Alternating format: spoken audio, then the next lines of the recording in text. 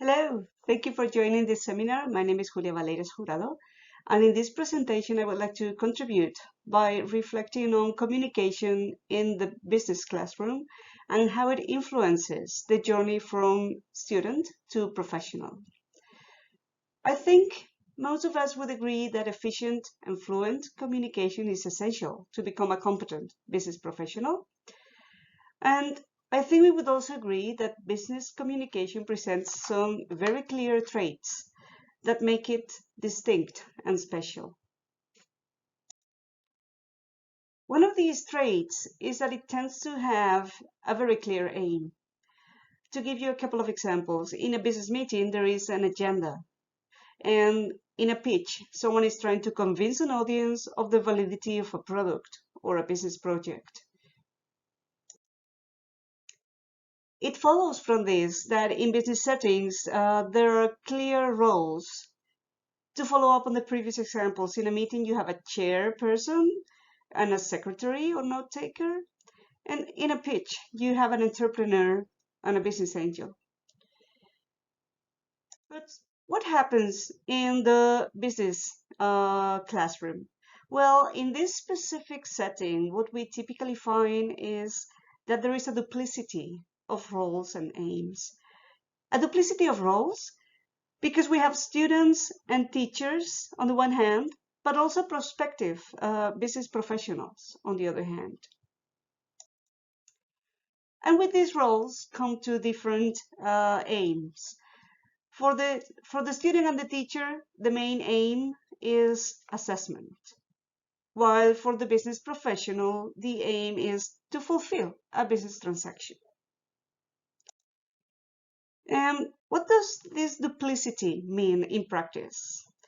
It means that students have two roles to enact with two corresponding aims to achieve, which in the best case scenario puts some extra pressure on them because they have to divide their efforts, and the result tends to be less convincing and less persuasive.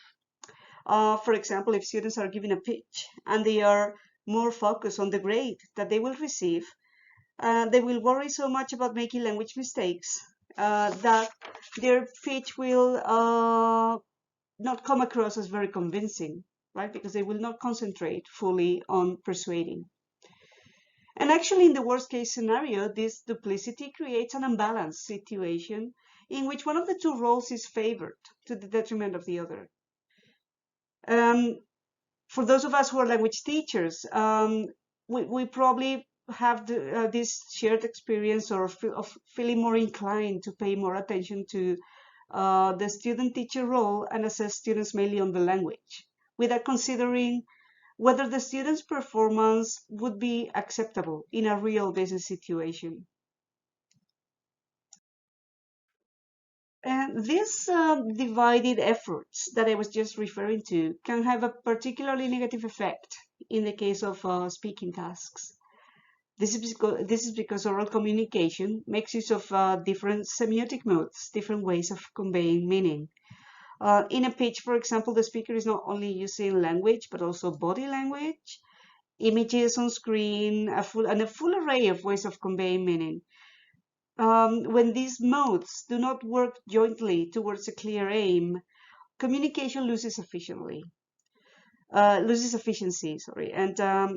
this is what we see when students are so nervous about being graded that their body language conveys insecurity instead of conviction in the business idea that they are presenting. So how can we alleviate this tension between academic and professional performance? Several ways have already been suggested. One is to maximize contact with professionals. This could be achieved by means of internships or by means of tasks that involve contact with the real world outside the classroom. And another way, and this is the main focus of my presentation, is the use of authentic tasks in the classroom. In the context of business communication, some remarkable steps have been taken in this direction.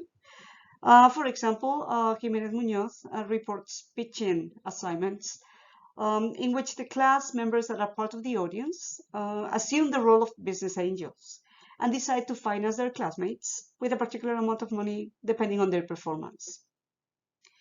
I also think that virtual reality and information technology can contribute a lot in this process by facilitating international teamwork, contact with practitioners, and contact with the outside world outside the classroom, because it can bridge the gap between the academic world and the world outside and alleviate the limitations of the physical setting through virtual reality and information technology. So what I would like to do in the rest of this presentation is to contribute my 2 cents and share my own experience with authentic tasks within the context of a master program on multilingual business communication. What I'll be discussing now is a small scale study that I was able to carry out while I was involved in this master as a teacher of business Spanish in this case.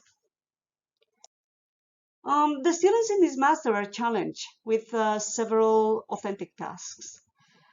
One of them is drawing up a white paper in which they include, among other things, a blueprint for a startup of their own choice, of their own design, and that develops throughout the semester into a business plan. The paper is multilingual, and most students write it in French and English. Now, I have to say that the level of authenticity and realism that was achieved with this task was remarkable. And so was the engagement and the motivation of the students and the quality of the final product.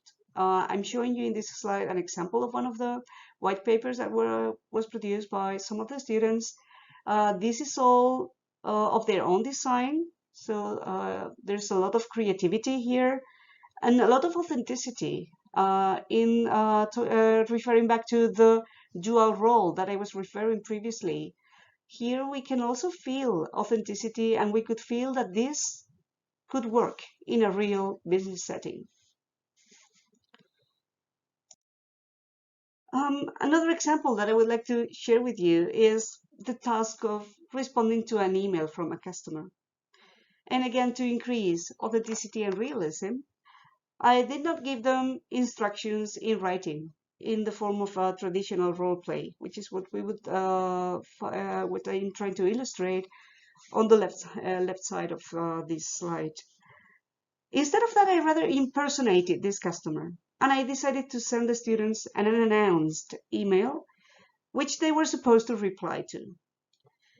I'm pleased to say that one of the students actually became so engaged that from that moment on, she started emailing me in Spanish spontaneously, and she even continued to do so once the course was over, during the writing of her thesis.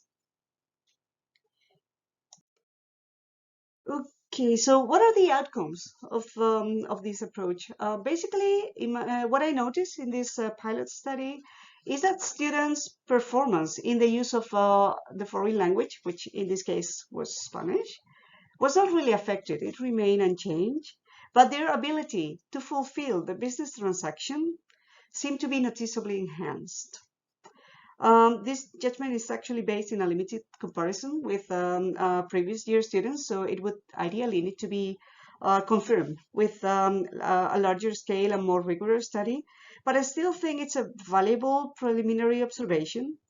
And I think the reason for this trend is basically that students started to see Spanish as a tool for doing business and not as a subject that they need to pass. I think this is an important change. And I would venture to say that it's actually a change in the right direction. Because to me, that's the main goal of a business communication classroom, to help students use the target language for business. So to conclude, I believe that authenticity in the business communication classroom can help alleviate the tension between academic performance and professional performance, while at the same time increasing the motivation of the students.